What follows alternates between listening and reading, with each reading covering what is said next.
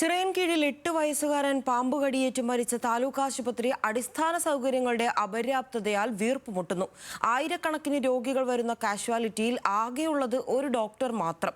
തെരഞ്ഞെടുപ്പ് പ്രഖ്യാപനത്തിന് മുൻപ് പുതിയ കെട്ടിടം കൊട്ടിഘോഷിച്ച് ഉദ്ഘാടനം നടത്തിയെങ്കിലും ഇനിയും പ്രവർത്തനം ആരംഭിച്ചിട്ടില്ല.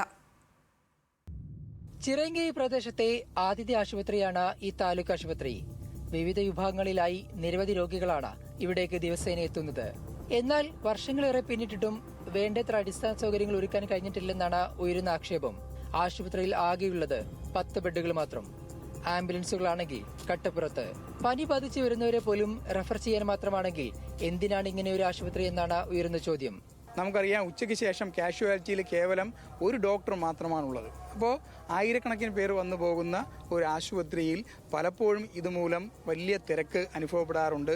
പലപ്പോഴും ഇവിടെ വലിയ പനി ബാധിച്ചു വരുന്നവരെ പോലും മെഡിക്കൽ കോളേജിലോട്ട് റെഫർ ചെയ്ത് വിടുന്ന ഒരു കാര്യം മാത്രമാണ് ഇവിടുത്തെ ഡോക്ടർമാർ ചെയ്തു വരുന്നത്. കറണ്ടില്ല, വെള്ളമില്ല, ഒരു സൗകര്യമില്ല. നിങ്ങളൊന്ന് തിരിഞ്ഞാൽ ക്യാമറ ഒന്ന് തിരിച്ചു നോക്കിയാൽ അറിയാം, 2 ആംബുലൻസുകൾ കട്ടപ്പുറത്ത് കയറിയിട്ട് വർഷങ്ങൾ എത്രയായെന്ന് ഇവിടെയുള്ള റെക്കോർഡുകൾ നോക്കിയാൽ അറിയാം. ഇത് മറിച്ച് ഇവിടുത്തെ ജീവനക്കാർ ഒരു അഡ്ജസ്റ്റ്മെൻറ്റിൽ ഇവിടുത്തെ ചിറയൻകീഴ് ബാങ്കുമായിട്ട് സഹകരിച്ച് അവരുടെ ആംബുലൻസാണ് ഇവിടുത്തെ രോഗികളെ, പാവപ്പെട്ട രോഗികളെ ഡബിൾ റേറ്റിൽ ആ ആംബുലൻസ് സൗകര്യം ഒരുക്കിക്കൊണ്ട് പോകുന്നത്. ആശുപത്രിക്കായി പുതിയ കെട്ടിടം ഉദ്ഘാടനം ചെയ്തത് തെരഞ്ഞെടുപ്പ് പ്രഖ്യാപനത്തിന് ദിവസങ്ങൾക്ക് മുമ്പാണ്. 83 കോടി രൂപ മുടക്കി 7 നിലകളിലായി വമ്പൻ കെട്ടിടം പണിതെങ്കിലും ഇനിയും പ്രവർത്തനം ആരംഭിക്കാനായിട്ടില്ല. കെട്ടിടത്തിനുള്ളിൽ പ്രവർത്തിക്കാൻ വേണ്ട ആവശ്യത്തിന് ഉപകരണങ്ങളും ഇതുവരെ എത്തിയിട്ടില്ല. വൈദ്യുതിയും വെള്ളമടക്കമുള്ള സൗകര്യങ്ങളും ഇതുവരെ ഏർപ്പാടാക്കിയിട്ടില്ല. തെരുവ് നായകൾക്ക് വിഹരിക്കാൻ വേണ്ടിയാണോ കെട്ടിടം പണിതെന്ന് ജനപ്രതിനിധികളടക്കം ചോദിക്കുന്നു.